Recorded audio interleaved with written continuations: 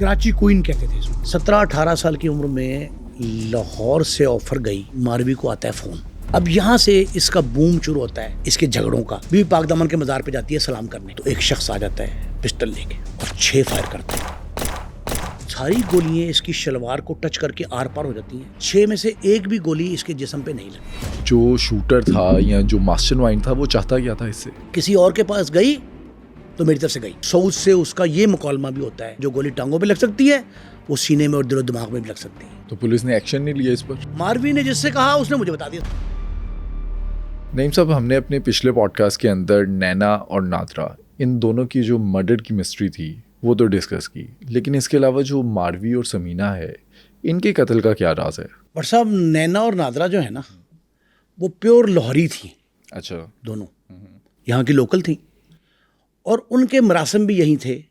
یہ علیحدہ بات ہے کہ ان کے چاہنے والوں جو ہیں وہ عرب اسٹیٹس سے آ جاتے تھے, یہاں لنڈن سے آ جاتے تھے, امریکہ سے بھی کئی لوگ آتے تھے, کراچی سے پولیس والے آ کے لاہور میں رقص دیکھتے تھے.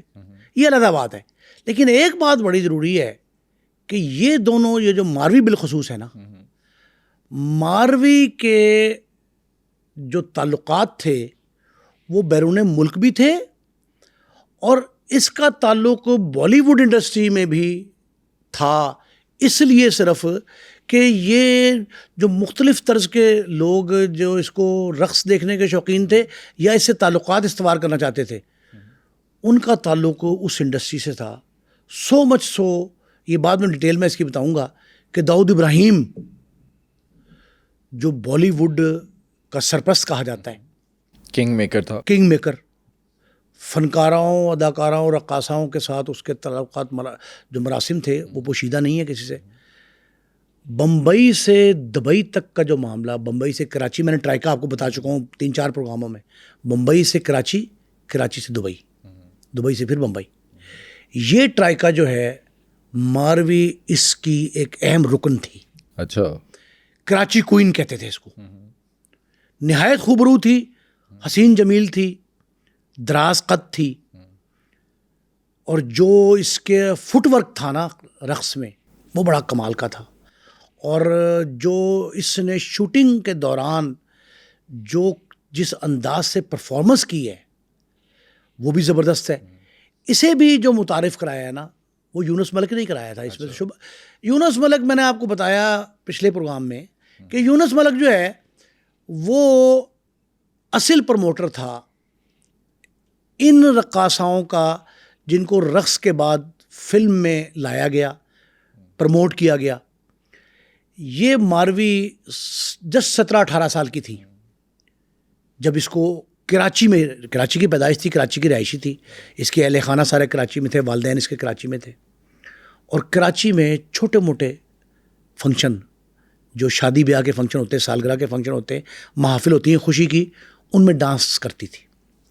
17-18 سال کی عمر میں لاہور سے آفر گئی اسی انڈسٹری کی, یہی ملک وغیرہ کی, انہوں نے اس کو آفر کی کہ لاہور میں آ کے فلموں میں کام کرو. اچھا. یہ کراچی سے آ جاتی ہے لاہور میں, اور لاہور میں یونس ملک اور دیگر اور ہدایت کار فلم ساز جو تھے ان سے یہ فلم سائن کر لیتی ہے. 3-4 کنزیکٹیو فلمیں. ابتدا میں اتنی فلمیں کسی کو نہیں ملتی جتنی ماروی کو ملتی ہیں. یہ 90s کی دہائی, 90 سے شروع کر لیں آپ اور 2000 تک آ جائے جب تک اس کا قتل ہوتا ہے, اس وقت تک اس نے 12 سے 14 فلمیں سائن کر لیں. ایک اور بڑی بات تھی, اس کی خوبصورتی اور اس کی پرفارمنس دونوں اعلیٰ درجے کی تھیں, اور اسی وجہ سے اس کے دیوانے تھے لوگ, اسے بہت چاہتے تھے, بے تحاشا چاہتے تھے, جن میں ایک اس کی خوبصورتی کی وجہ سے تھے سارے. دولت مند نہیں تھی, جس طرح میں نے آپ کو بتایا نا کہ وہ نادرا اور نینا کے بعد جس طرح تھے وہ اس طرح کے اثاثے نہیں تھے اس کے. یہ تھی متوسط طبقے کی, لیکن اس کے دیوانے تھے. اور ان میں ایک ٹیسٹ کرکٹر ہمارے پاکستان کے ہیں, ان کے کزن تھے شیخ برہان. شیخ برہان جو تھے وہ اس سے بہت گہرے مراسم بن گیا اس کے. اچھا, یہ ریکارڈ کے اوپر ہے؟ ریکارڈ پہ ہے, یہ ریکارڈ پہ موجود ہے. اور بعد میں آپ کو جب واقعہ قصہ سناؤں گا کہ ان کے ایک مقدمے میں جب وہ گرفتار ہونے لگے, ان پہ FIR میں نامزد ہو گئے, تو پھر اس پہ صلح کیسے ہوئی. لیکن فی الحال اتنا سمجھیں کہ جس طرح تعلقات فلمی ہیروئنس کے ہوتے ہیں, رقاصاؤں کے ہوتے ہیں, حسیناؤں, اچھا اس کو حسینہ بھی سمجھیں آپ, یہ حسینہ تھی ایک. اس کے قریبی لوگ جو ہیں نا وہ یہ بتاتے ہیں, جو ان کے قریبی لوگ ہیں وہ یہ کہتے ہیں کہ برہان کو لفٹ کم کرانی شروع کرتے ہیں جب ایک اور شخص بڑا تاجر اس کے سامنے آ جاتا ہے. اصل میں جتنا کوئی زیادہ دولت مند ہوتا ہے نا, اور اس کی دولت سے یہ رقاصائیں, یہ حسینائیں جو ہیں یہ مروب ہو جاتی ہیں اور یہ کوشش کرتی ہیں کہ ان سے ہماری جان چھوٹ جائے. اور یہ بھی لاہور کا تاجر تھا. یہ بھی لاہور کا تاجر تھا.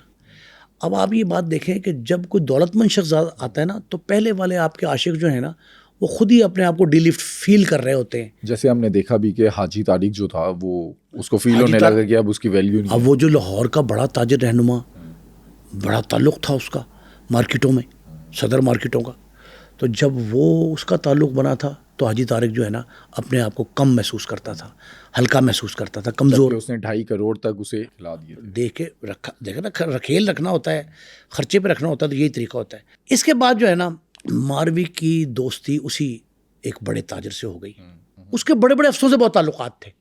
افسر کون؟ سول افسر, حساس اداروں کے افسر, عسکری افسران جو ہوتے ہیں ان سے اس کے تعلقات تھے, اور اس تعلقات کی بنا پہ اس کے ہاتھ بڑے تھے. قانون اس کی گرفت میں تھا. آپ یہ سمجھیں قانون اس کی گرفت میں تھا. تو اس نے دھمکیاں دینی شروع کر دیں برہان نے ماروی کو کہ تم جو ہے نا اس سے تعلقات بڑھا رہی ہو, مجھے ڈی لفٹ کر رہی ہو, ایسا نہ ہوگا اس کا نقصان ہو, میں تمہیں چھوڑوں گا نہیں. اس کا تذکرہ ماروی اپنے ساتھیوں سے, اچھا ماروی تھی ذرا بہت سخت گیر قسم کی خاتون, لیکن دیکھا جائے کہ سب میں چھوٹی بھی تھی. 18 سال کی عمر میں آ گئی. عمر میں چھوٹی تھی لیکن تھی تیز ترار اور اپنی بات پہ ڈٹ جانے والی, اصرار کرنے والی, نڈر تھی. اچھا جرت بہت تھی اس میں. اس پہ جب یہ آتی تھی شوٹنگ کے لیے تو شوٹنگ کے دوران ہی کئی لوگوں سے جو ہے نا ڈانٹ ڈپٹ جھڑپ ہوتی رہتی تھی اس کی, اکثر اڑیل خاتون تھی. تو اس نے کیا کیا, جب اس پہ دھمکیاں آئیں تو اس نے تذکرہ بھی کیا اور اس نے کہا جی تاجر سے کو بتایا کہ مجھے تیری وجہ سے دھمکیاں مل رہی ہیں. اس تاجر نے اپنا اثر و رسوخ استعمال کیا اور اس کی ایک نہ چلنے دی. دھمکیوں کے باوجود برہان کی ایک نہ چلی. ایک دن کیا ہوتا ہے کہ ماروی کو آتا ہے فون. اب یہاں سے اس کا بوم شروع ہوتا ہے اس کے جھگڑوں کا, اور وہ جو قتل پہ منتج ہوتا ہے. یہ اس کو فون آتا ہے کہ تم ایورنیو اسٹوڈیو جا رہی ہو آج شوٹنگ کے لیے, تم نے وہاں نہیں جانا وگرنہ انجام اچھا نہیں ہوگا. فون کا اسے پتا ہوتا ہے کس کا ہے؟ نہیں, اس کو کچھ نہیں پتا, ابھی کچھ نہیں پتا. پہلا فون ہے, دھمکی آمیز. یہ سن لیتی ہے اور اس کو درے خور اطلاع نہیں لاتی, لفٹ نہیں کراتی اس فون کو, چلی جاتی ہے ایورنیو اسٹوڈیو. اچھا. یہ ایورنیو اسٹوڈیو پہنچتی ہے, شوٹنگ میں مصروف ہو جاتی ہے. شوٹنگ کے دوران اسے اطلاع آتی ہے کہ اس کے گھر پہ فائرنگ ہو گئی. ڈیفینس میں اس کا گھر تھا, بڑا عالیشان کوٹھی تھی. یہ اطلاع ملتی ہے کہ ڈیفینس میں فائرنگ ہو گئی ہے. یہ شوٹنگ سے فارغ ہو کے ایزی ہوتی ہے, اس کی پرواہ نہیں کرتی, گھر جاتی ہے, ساری اطلاع لیتی ہے, پولیس کو فون کرتی ہے, پولیس آ جاتی ہے, واقعہ کو دیکھتی ہے. پھر یہ رپورٹ لکھی جاتی ہے کہ نامعلوم شخص نے فائرنگ کی. نامعلوم, اس وقت تک نامعلوم ہے. یہ جب اس نے کہا کہ یہ تمہیں دھمکی آمیز کال آئی تھی تو کوئی بتاؤ ہمیں, یہ کچھ نہیں بتاتی. دوبارہ پھر دوسری دفعہ شوٹنگ پہ جانے لگتی ہے, پھر فون آتا ہے کہ تم باز نہیں آئی. کچھ دن بعد پھر فون آتا ہے کہ تم باز نہیں آئی, تمہاری ٹانگیں توڑ دیں گے, تمہیں قتل کر دیں گے, اب تم وہاں شوٹنگ پہ گئی. یہ اس کو ڈانٹ ڈپٹ کرتی ہے ٹیلی فون کرنے والے کو, اور دھمکی کی پرواہ کیے بغیر یہ پھر شوٹنگ پہ چلی جاتی ہے. یہ شوٹنگ پہ جاتی ہے اور اس نے کہا جی کہ پہلے تم نے ہماری بات نہیں مانی تھی اور اب اس سے زیادہ سخت معاملہ ہوگا. پھر فائرنگ ہوئی تھی گھر پہ. جب دوسری بار ہوتی ہے تو پولیس کہتی ہے جی کانشیس ہو جائیں آپ, یہ معاملہ خطرناک حد تک چھو رہا ہے, آپ یہ بتائیں کون کر سکتا ہے ایسا, کیسا کرا سکتا ہے. اسے ڈیٹیل مانگتے ہیں, تمہاری رائیولری کسی سے ہے, کوئی دشمنی ہے, کوئی لین دین ہے, کوئی دھمکیاں کوئی دے رہا ہے, دھمکی ملتا ہے. تو اس کو یہ تاجر جو اس کا عاشق ہے وہ یہ کہتا ہے کہ تم نام بتا دو. یہ پولیس سے کہتی ہے کہ یہ جو جو فون کرتا ہے مجھے دھمکی آمیز, اس کی آواز ملتی ہے شیخ برہان سے, اچھا, اس ٹیسٹ کرکٹر کے کزن سے. یہ تاجر کے کہنے پہ ایسا کرتی. یہ وہاں فون کرتی ہے تھانے میں, اور پولیس کو اطلاع کرتی ہے. پولیس کی رپورٹ میں جو نامزد کر دیتی ہے شیخ برہان کو کہ جی یہ جو ہے نا شیخ برہان نامی شخص سے آواز ملتی جو اس نے کہا یہ واپس شوٹنگ کر کے واپس گھر آتی ہے, معاملہ تھم جاتا ہے. اب ایک دن ایک ایسا واقعہ ہوتا ہے جس سے اس کی زندگی میں ایک ٹھہراؤ بھی آتا ہے اور یہ پتہ لگتا ہے کہ اس کا جو تعلق ہے کسی روحانیت کے ساتھ ہے. یہ لاہور میں بی بی پاک دامن بی بی رقیہ کا جو مزار ہے, بی بی پاک دامن کے مزار پہ جاتی ہے سلام کرنے, عقیدتاً زیارت کرنے جاتی. یہ وہاں جاتی ہے, سلام کر کے زیارت کر کے واپس آتی ہے, گاڑی میں بیٹھتی ہے تو ایک شخص آ جاتا ہے پسٹل لے کے. اچھا, شوٹر کوئی؟ شوٹر دروازہ کھولتا ہے اور بالکل سامنے یہ بیٹھی ہے پچھلی سیٹ پہ, وہ سامنے آتا ہے, کھول کے دروازہ اور 6 فائر کرتا ہے. اچھا. اب اسے معجزہ سمجھے, اس کی عقیدت سے جو تعلق تھا, جو عقیدت اس کی تھی, وہ ساری گولیاں اس کی شلوار کو ٹچ کر کے آر پار ہو جاتی ہیں. 6 میں سے ایک بھی گولی اس کے جسم پہ نہیں لگتی. اچھا, یہ تو معجزہ ہی اور ہے. یہ معجزہ باقاعدہ. اور یہ وہ واقعہ ہے جو مجھ تک پہنچا ہے from the horses mouth. Marvi نے جس سے کہا اس نے مجھے بتا دیا, سمجھ لیں ہارسز ماؤتھ انڈائریکٹ سمجھے اس طرح کا ہے. یہ واقعہ مجھ تک پہنچا, اس شخص نے یہ بتایا کہ یہ ایک حیران کن معاملہ تھا. جو قاتل تھا, اجرتی قتل کرنے آیا تھا, اس نے یہ جملہ کہا تھا اس سے کہ ماروی کلمہ پڑھ لو, تم نے ہمیں بہت ستایا, بڑا تنگ کیا, تمہاری باری آ گئی. یہ معجزانہ طور پر محفوظ رہتی ہے. ایسا معجزہ ہوتا ہے. بی پاک دامن پہ وہ کر کے آئی تھی, حصار میں تھی یا کیا تھا, جو بھی تھا, عقیدت میں اس نے یہ جملہ کہا اپنے اس دوست کو جس نے مجھے بتایا, وہ پولیس افسر ہے. وہ یہ کہتا ہے کہ جب ہم تفتیش کے لیے گئے تو اس نے بڑے اعتماد کے ساتھ نہایت وثوق سے یہ کہا کہ میں جن کے حصار میں تھی مجھے کچھ نہیں ہو سکتا تھا, میں باحفاظت آ گئی ہوں, اور 6 کی 6 گولیاں اس کی ناکارہ گئیں. اس کی شلوار میں لگیں, ایک طرف سے دوسری طرف سے نکل گئیں, اور اس کی کوئی ذرا سا خون بھی نہیں نکلا, کوئی ٹچ بھی نہیں کی. اچھا, لیکن اب تک سمجھ نہیں آ رہا کہ موٹیو کیا ہے اس پر, جو اس کے گھر پر حملہ ہوا, پھر اس پر فائرنگ ہوئی, اس کا موٹیو کیا ہے؟ جو شوٹر تھا یا جو ماسٹر مائنڈ تھا وہ چاہتا کیا تھا اس سے؟ دیکھیں, جب ایک ہی کسی خاتون کے جس کا تعلق شوبز سے ہو 2 3 4 عاشق ہوتے ہیں تو ان میں سے ہر ایک کی کوشش ہوتی ہے, میں نے پہلے پروگرام میں بھی کہا, ہر ایک کی کوشش ہوتی ہے کہ یہ تعلق صرف مجھ سے رکھے. کسی اور کے پاس گئی تو میری طرف سے گئی. تو وہ جو اتنا پاورفل تاجر تھا اس نے کچھ کیا نہیں؟ اس نے ہی بار بار اس کو یہ پولیس کے پاس بھیج, تھانوں کچہریوں میں درخواستیں, سارا کچھ وہی کرتا رہا. لیکن بات یہ ہے کہ جب معاملہ گولی تک آتا ہے نا, تو پھر ہر شخص محتاط ہوتا ہے کہ وہ گولی جو نادرہ کو فائر کی جا رہی ہے, اس پہ فائر کی جا رہی ہے, مجھ پہ فائر کی جا سکتی ہے. تو اس شخص نے شاید اپنے بچاؤ کی خاطر حفاظت خود اختیاری کے تحت جو ہے نا وہ ایسا رسپانس نہیں دیا کہ وہ فرنٹ پہ آ جاتا. پھر یہ بھی ایک معاملہ ہوتا ہے کہ اپنے گھر کا خطرہ ہوتا ہے کہ میرے گھر میں اطلاع میری بیوی بچوں کو, میرے والدین کو چلی جائے گی, ماں باپ کو, بہن بھائیوں کو پتہ لگے گا کہ یہ جناب یہ کام کر رہا ہے. تو لوگ اس لیے بھی اپنی عزت کی خاطر بھی محتاط رہتے ہیں کہ ہماری بات نہ کھلے کہ ہمارا تعلق بھی جو ہے ماروی سے ہے. تو اس کی وجہ سے یہ خاتون معجزانہ طور پہ محفوظ رہی. یہ واپس آتی ہے, پھر اسے ایک فون آتا ہے. ماروی نے 12 ٹیلی فون جو ہے نا وہ نمبر تبدیل کیے تھے, 12. وہ ان کالوں سے تنگ تھی, ڈرتی نہیں تھی واقعے سے. فائرنگ اس کو ہوئی, وہ خیریت سے واپس آ گئی. پولیس کو تفتیش میں اس نے کہا کہ وہی شخص فائر کروا رہا ہے, وہی شخص فائر کر رہا ہے جس کی آواز شیخ جو برہان تھا, اس ٹیسٹ کرسٹر کزن, اس سے ملتی ہے. تو پولیس نے ایکشن نہیں لیا اس پر؟ پولیس نے ایکشن لیا تھا بعد میں. پھر اس کو ایک فون آتا ہے کہ اگر تم نے شوبز نہ چھوڑی تو ہم تمہیں نہیں چھوڑیں گے. اچھا. اب یہ اس اینگل سے تو پتہ یہ لگتا ہے کہ اس کے وہ پیشہ ورانہ مخالفین جو یہ چاہتے تھے کہ ہمارے لیے راہ ہموار ہو جائے, میدان صاف ملے ہمیں, وہ چاہتے تھے کہ یہ شوبز سے ماروی نکل جائے تاکہ یہ جو اس نے کیپچرنگ کی ہوئی ہے کیپچرنگ ختم ہو جائے گی, ہمیں موقع ملے گا. ہو سکتا ہے کہ یہ اس کے کسی پیشہ ورانہ مخالف نے, کسی رقاصہ نے, کسی حسینہ نے, کسی اداکارہ نے کروایا ہوگا کسی کے ذریعے. ظاہر ہے اس وقت اجرتی قاتل ہی تھے نا, چاہنے والے اجرتی ہوتے ہیں یہ سارے. تو انہوں نے یہ اس کو کہا, دھمکی دی. اس نے اس پہ بھی کوئی سیریس نوٹس نہیں لیا اور یہ ڈری نہیں.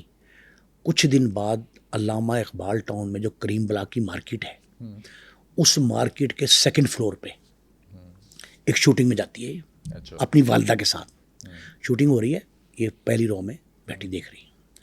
اس شوٹنگ کے دوران 4 شوٹر باہر سے اچانک اس ہال میں داخل ہو جاتے ہیں. یہ شادی ہال ہے, شادی ہال میں شوٹنگ ہو رہی ہے 2nd فلور پہ. شوٹنگ کے دوران شوٹر آتے ہیں, تڑ تڑ تڑ فائرنگ, گولی اس کو بھی لگتی ہے ٹانگوں میں مارتے, اوپر نہیں مارتے, اس کی ماں کو بھی لگتی ہے, اچھا دونوں کو لگتی.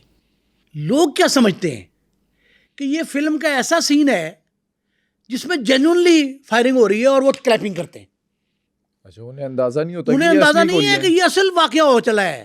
وہ یہ سمجھتے ہیں کہ ایسی شوٹنگ سجائی گئی ہے جو حقیقت کے قریب ہے اور سچ مچ گولی چل رہی ہے. وہ تعلیم جا کے اس کو بک اپ کرتے ہیں, اس لیے کوئی بچانے بک اپ نہیں آیا. کرتے ہیں. جب اس کا خون بہتا ہے, اس کی ماں چیختی ہے, اسے بھی گولی لگتی.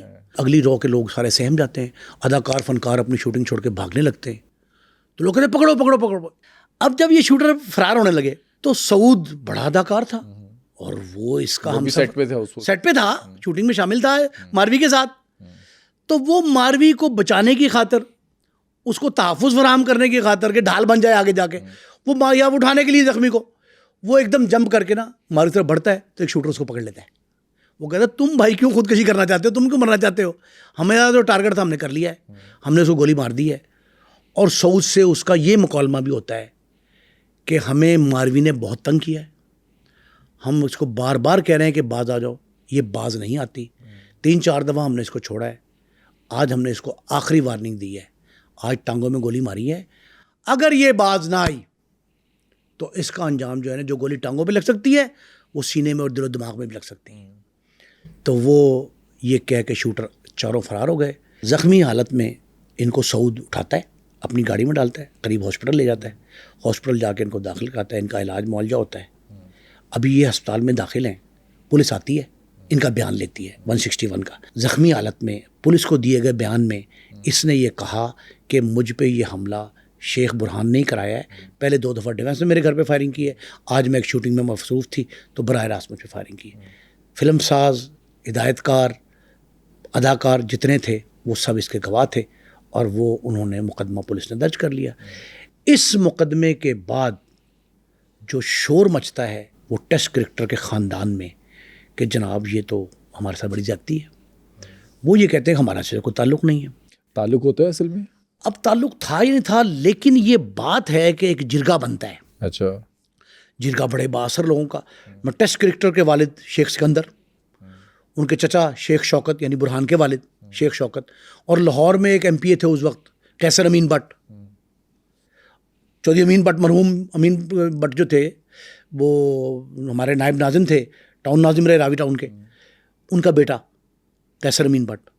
یہ ایک سینئر سٹیزن جو ہیں ان کا ایک جرگہ جاتا ہے اسی ہاسپٹل میں جہاں ماں بیٹی داخل ہے, اور وہاں جا کے قرآن ہاتھ پہ رکھ کے یہ حلف دیتے ہیں کہ ہمارے بیٹے شیخ برہان کا اس واقعے سے کوئی تعلق نہیں, نہ وہ گیا, نہ اس نے بھجوایا, نہ شوٹر اس کے تھے, یہ پتہ نہیں کون کر گیا.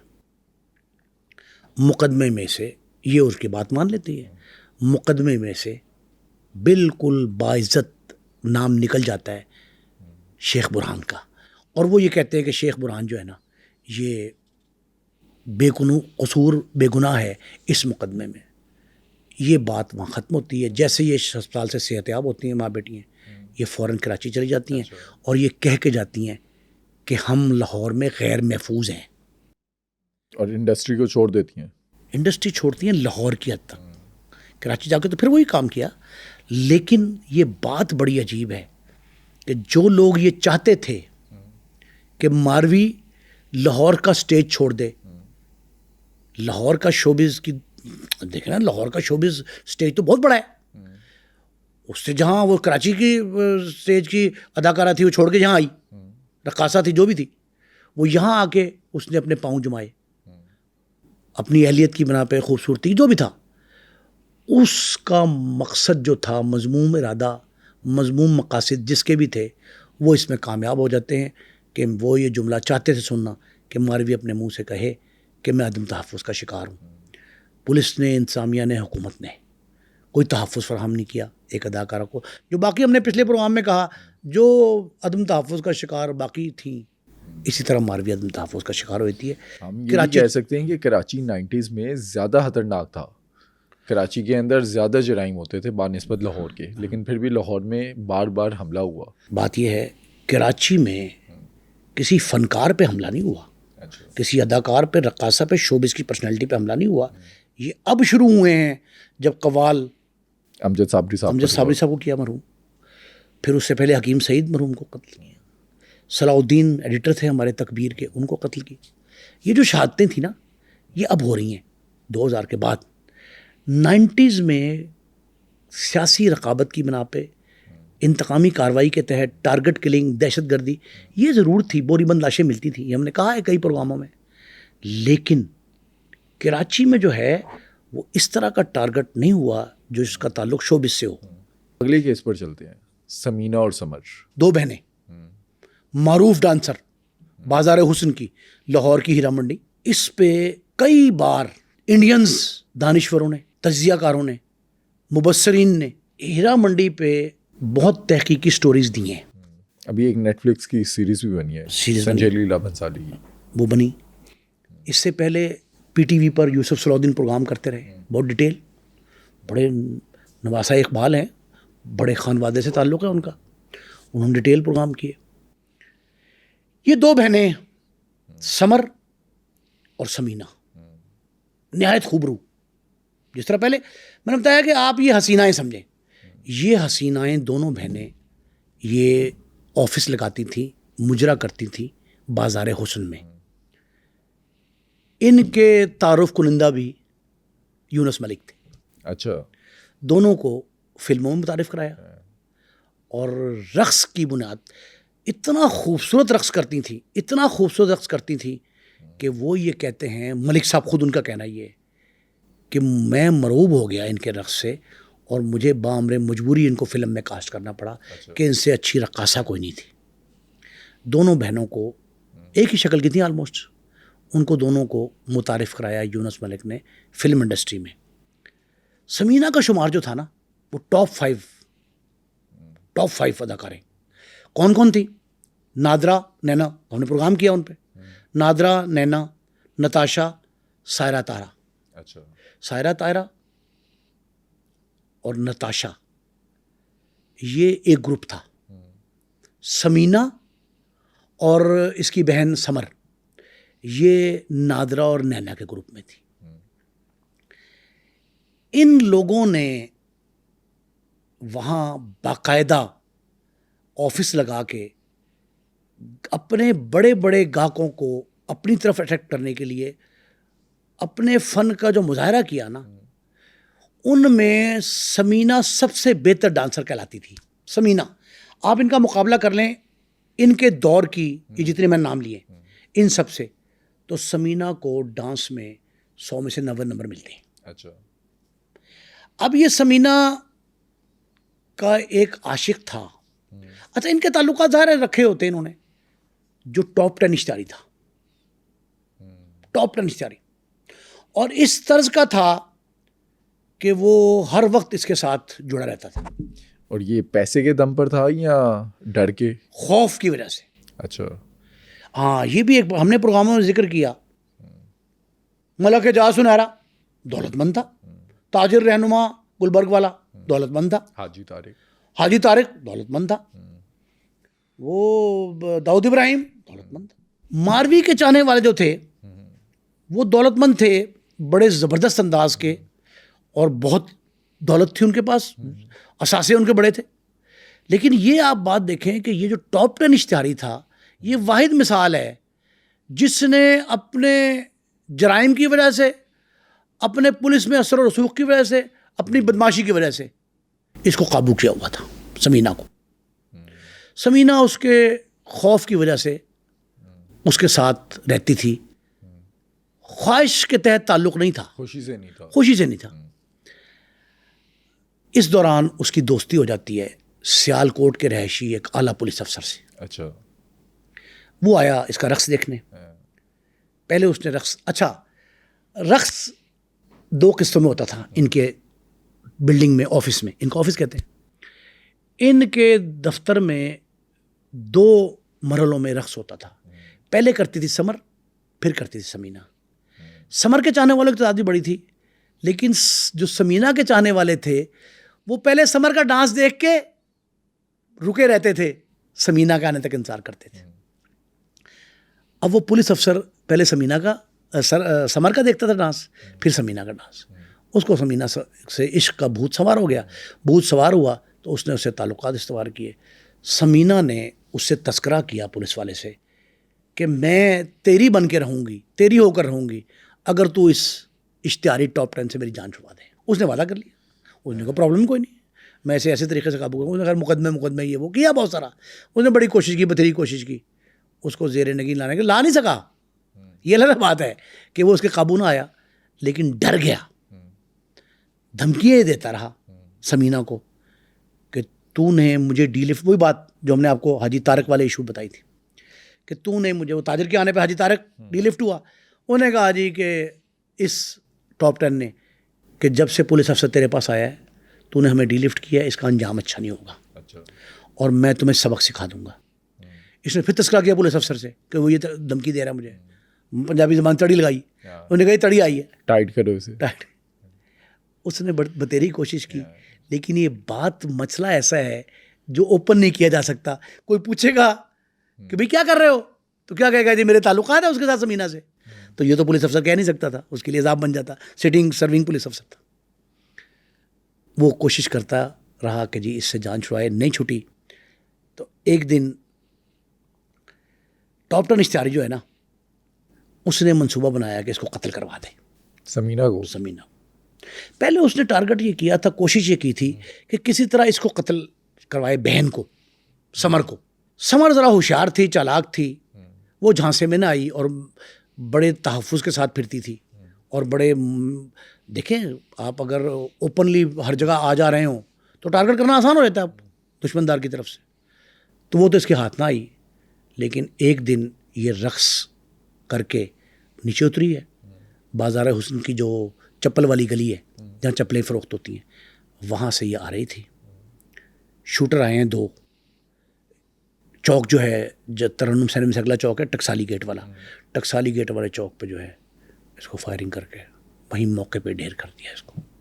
اور یہ ٹاپ 10 جو تھا اس نے کروایا, اسی نے کروایا, اسی پہ الزام لگا. لیکن آج تک مقدمے کا کچھ نہیں بنا. اس کا مقدمہ بھی وہی انسالوڈ سٹوری ہے جس میں نہ کوئی آیا قابو, نہ کوئی نامزد ہوا, نہ کوئی گرفتار ہوا, نہ کوئی چالان ہوا, نہ کوئی عدالت میں گئے. کسی پروسیس سے مرحلے سے نہیں گزرے. سمینہ کے قتل کا حشر بھی وہی ہوا جو باقی حسیناؤں کے, رقاصاؤں کے قتل کا ہوا. اور تمام تر شعبے ایسے ہوتا. وجہ کیا بنتی ہے؟ وجہ یہ بنتی ہے کہ یہ پرسنالٹی بیسڈ ہوتا ہے. ساری جو شہرت ہے نا, بھلے عالمگیر شہرت ہو, یہ جب نینا نینا کی تھی, نینا زندہ تھی, تو نینا کے گھر والے بڑے سکیور تھے اور نام بھی تھا ان کا. ان کی ماں کو بھی ہر شخص سلام کرتا تھا, بہنوں کو بھی کرتا تھا, بھائیوں سے بھی ملتے ہوں گے, پولیس والے بھی ان کے پاس جاتے ہوں گے, اعلیٰ افسر بھی ملتے ہوں گے. ناظرہ کا بھی یہی تھا. ناظرہ کی ماں کو جو ہے نا, ماروی کی ماں کو ہر شخص اس وقت تک ملتا تھا جب یہ خود زندہ تھیں. اور ان کے جانے کے بعد نہ کسی نے پیروی کرنی ہے مقدمے کی, نہ کوئی وزن ان کا ہونا ہے. ان کے خاندان میں اگر کوئی اثاثے ہوں گے بھی, وہ بھی لوٹ مار کے ذریعے کہیں چلے گئے ہوں گے. تو وہ لاوارث, ان کی موت کی خبر جب ملی ہے, 2 4 5 دن کا رونا دھونا, پولیس کی ایکٹیویٹی سرگرمی جو دکھاتی ہے روایتی پولیس, وہ دکھائی دی. اس کے بعد کیس داخل دفتر ہوا اور آج سمینہ کو جاننے والا بھی کوئی نہیں. تو وہ جو سمینہ کا پولیس والا عاشق تھا, اس نے کوشش نہیں کی؟ دیکھیں میں نے کہا کہ ان کی تو مجبوری ہے اب پس پردہ رہنا. اگر وہ ثابت کر دے, ظاہر کر دے کوئی بھی شخص جو اس کا عاشق ہو, اس طرح کے شخص, تو اس کے گھر والے اس کے نعت میں دم کر دیں گے. وہ کہیں گے, اس کا ناطقہ بند کر دیں گے کہ بھائی تم یہ کیا حرکت کر رہے ہو. اس کو بیوی بچوں کا خطرہ تھا, اس کو ماں باپ کا خطرہ تھا, بہن بھائیوں کا خطرہ تھا, دوست احباب کا خدشہ تھا کہ ہمیں لان تان نہ کریں. تو اس نے کیسے منظر عام پہ آنا تھا. اور ایک دوسرا, جب اس کو قتل ہی ہو گیا تو اس کا تو انٹرسٹ ویسے ختم ہو گیا. اس کا انٹرسٹ تو سمینہ کی حد تک تھا نا. سمینہ دنیا سے گئی تو ہر بات چلی گئی. تو اس لیے یہ کہنا کہ جی سمینہ کے بعد اگر تو اس کا کوئی بہن بھائی یا کوئی اور شخص ایسا ہوتا جو اس استطاعت کا حامل ہوتا کہ وہ عدالت کچہری تھا نا. ہمارے ہاں انصاف کے حصول کے لیے میں نے کتنی بار کہا ہے, جو در بدر کی ٹھوکریں کھانی پڑتی ہیں اس میں کون پڑے اتنی ہیسل میں؟ ایون کہ ایک ایف آئی آر کٹوانے کے اندر جو ٹھوک رہے ہیں، ایف آئی آر کے اندراج کے لیے، پوسٹ مارٹم کے معاملات مراحل سے گزرنے کے لیے، پولیس کو ابتدائی بیان دینے کے لیے ہم نے کئی مثالیں نہیں دی آپ کو کہ مدعی کو ملزم بنا کے وہ کہتے ہیں پیسے دو تو پھر صحیح ہوگا. مدعی سے کہتے ہیں تم مدعی ہے، ہم تجھے مانتے ہیں کہ تم مدعی ہے، لیکن تجھے ملزم ثابت کر دیں گے پیسے نہیں دے گا میں. تو یہ سارے معاملات میں کون پڑتا ہے؟ یہ جو انصاف کا جو حصول ہے نا، اس کے مراحل اتنے کٹھن اور ناممکن حد تک مشکل ہو گئے ہیں کہ اس میں کوئی پڑتا نہیں ہے. اب تو ہر بندہ کہتا ہے خدا پہ چھوڑ دیں. اب خدا پہ چھوڑ کے ہم، یہ تو ہمارا دیکھیں نا ایک عقیدہ ہے کہ اس کی مرضی کے بغیر کچھ نہیں ہوتا، اللہ دی مرضی سے. اب جب تک ہم اس راستے کو نہیں روکیں گے اور سب کچھ خدا پہ چھوڑنے کی بجائے ہم کوشش کر کے انصاف اور حصول انصاف کے لیے وقت دیں گے، شناخت کریں گے ملزم کی، پرسو کریں گے، تب کسی آنے والے اداکار کا، فنکار کا قتل رک سکے گا. اگر نہیں رکے گا پھر یہ سلسلہ چلتا جا رہا ہے. اور کوئی بعید نہیں ہے کہ کسی بھی بڑے، کئی ایسے واقعات ہیں جو داخلے دفتر ہوئے ہیں، دفن ہو گئے صرف اس وجہ سے کہ والی وارث کوئی نہیں تھا. سمینہ کا والی وارث کوئی نہیں، نادرہ کا کوئی نہیں، نینا کا کوئی نہیں، ماروی کا کوئی نہیں. جب والی وارث نہیں ہوتا تو کیس لاوارث ہوتے ہیں اور پولیس اپنی مرضی سے نا موم کی ناک کی طرح اس کو موڑ لیتی ہے. آپ کے خیال میں ان چاروں ایکٹریسز جن میں نینا، نادرہ، سمینہ اور ماروی، ان کے قتل کی ٹھیک سے تفتیش نہ ہونے کا کون ذمہ دار ہے؟ ہمیں کامنٹ سیکشن میں بتائیں.